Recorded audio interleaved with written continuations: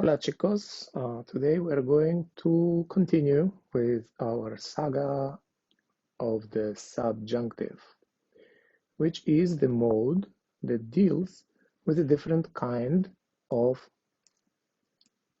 reality. It's dealing with the hypothetical reality. So indicative, as you remember, would be just a simple statement, the truth from the point of view of the speaker. For example, I am here, she's hungry, we are tourists.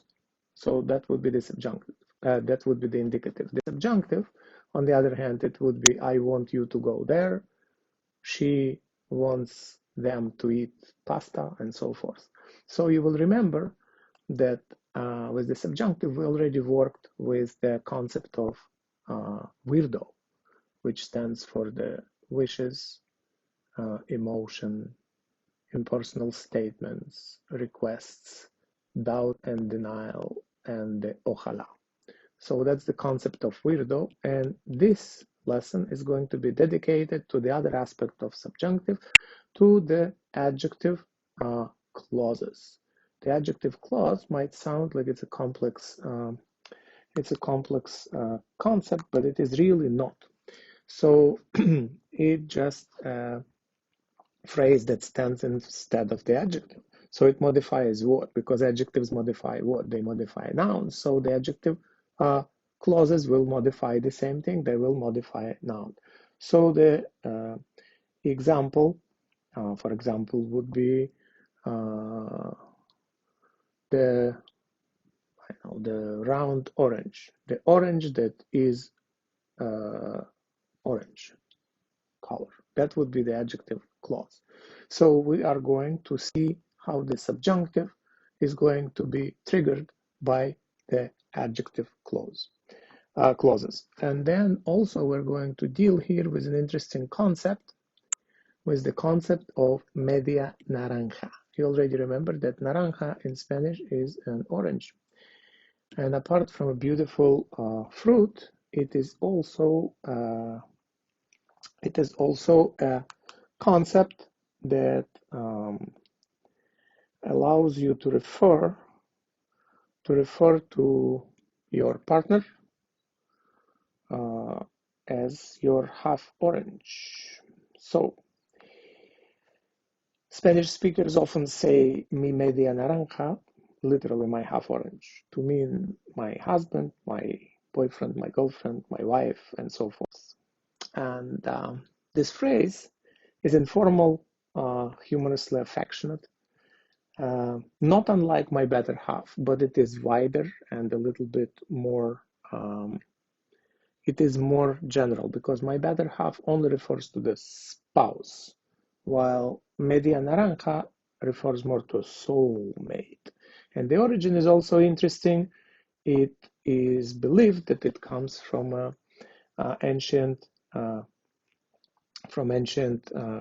Greek, where the idea is that Zeus separated people into halves, and then they are always looking for their soulmate, for their half. So we're going to use that concept as well with our adjective clauses here, okay? So let's see. If you have here two orange halves that found each other already, you have a sentence here, necesito hablar con mi media naranja que habla italiano. So you have here media naranja, right? Which is your noun, and it will be modified by the adjective clause, which is que habla italiano. So I need to talk to my honey who speaks Italian. So you already found your half orange. Your half orange speaks Italian. You need to ask him or her a question. And so you need to talk to your honey who speaks Italian. There is nothing hypothetical about it. It is all the truth from the point of view of the speaker. You need to talk to him or to her. And that's why que habla does not require a subjunctive, but it is the indicative, because there is nothing doubtful about that. Consider another sentence here. Necesito hablar con mi media naranja que hable italiano.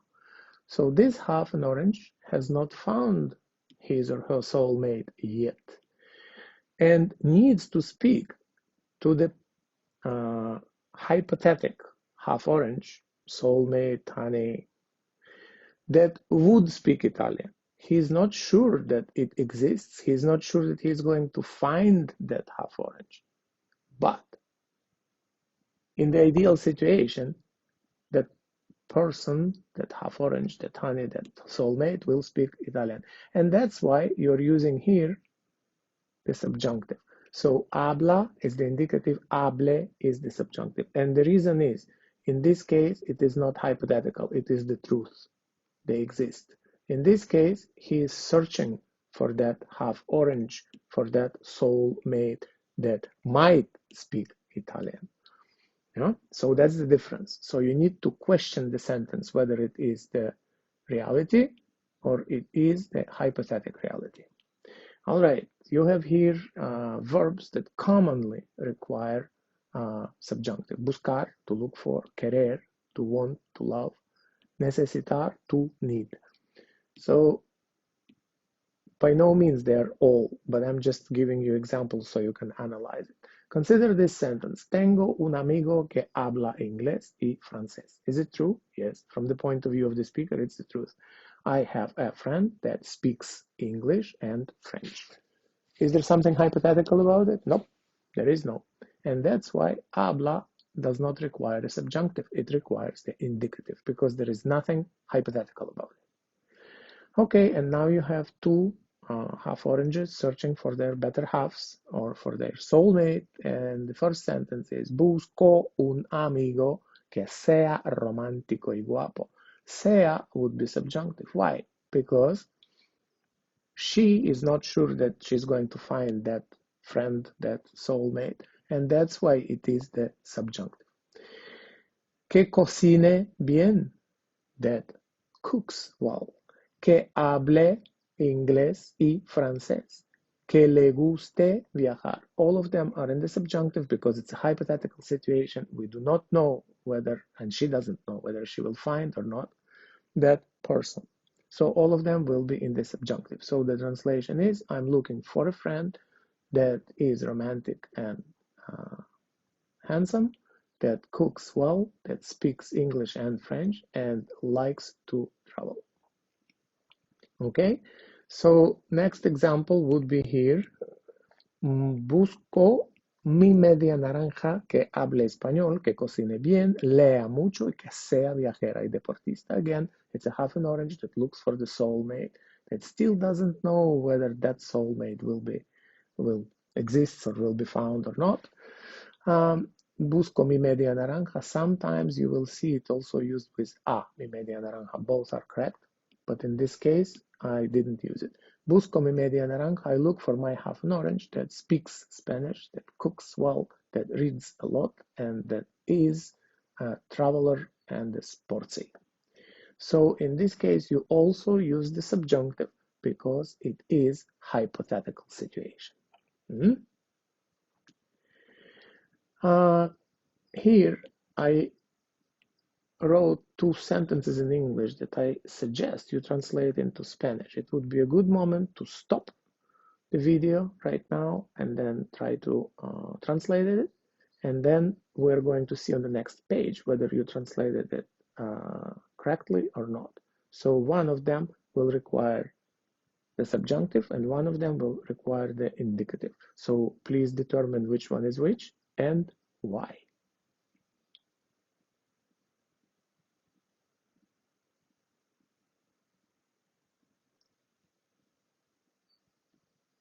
All right, so in the sentence number one, you have, we are looking for the student who speaks Portuguese. Does this student exist? Yes. We just don't know where he is. There is a student that speaks Portuguese and we're looking for him. It's the truth. It is not hypothetical. We're looking for that student. We don't know where it is, where he is. Next sentence will be, we are looking for a student who speaks Portuguese. We're looking for a student who speaks Portuguese. We don't know whether we're going to find this student. We don't know whether among 300 students there is one that speaks Portuguese. Maybe not. it is hypothetical situation. We're not looking for a particular student. We're looking for a student. There is another clue in here. Al estudiante is a particular student. Un estudiante is a student. So it's another clue in there for you. So in the case number 1, you do not need the subjunctive, and it will be que habla, because he already speaks Portuguese. But in the case number 2, you said hable, and it is a subjunctive because we do not know whether that student exists. So when you see a sentence, immediately question it. Is it the truth or is it the unknown? If it is the unknown, it will be the subjunctive. If it is known and the truth from the point of view of the speaker, it will be the indicative. All right, consider these two sentences and try to understand why in the case number 1 we use the indicative and in the case number 2 we use the subjunctive.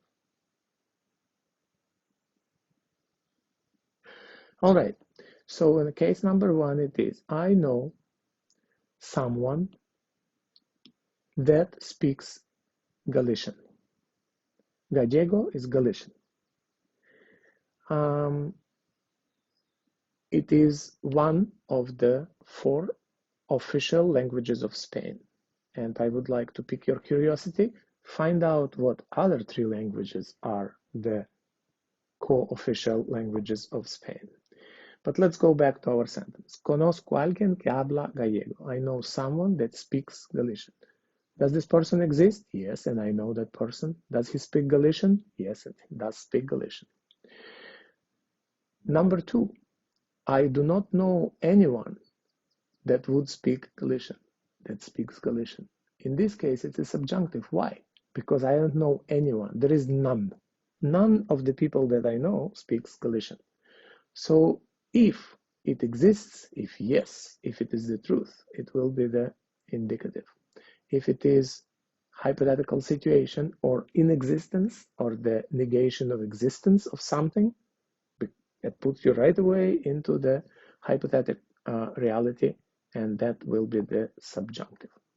All right, try to find out which other official languages there are in Spain, just for curiosity. All right, so I hope that this explanation was clear, and now you learn the concept of A, media naranja, half an orange, as a soulmate, honey, or better half. And B, you learn how to use the subjunctive with the adjective clauses that are nothing as difficult as they sound, but they are just function as adjectives that modify nouns. Finally, no conozco a nadie. I don't know anyone, which immediately makes you think of the subjunctive, and it is correct. Que no pueda aprender. I don't know anyone who is incapable of learning. And you use here subjunctive because there is no such person. And that's why your success is inevitable in Spanish. The only thing you need to practice. And if this explanation was not enough for you, please write to me and I will re-record it and we'll just continue with the learning Spanish grammar. Okay? Ciao, pescado.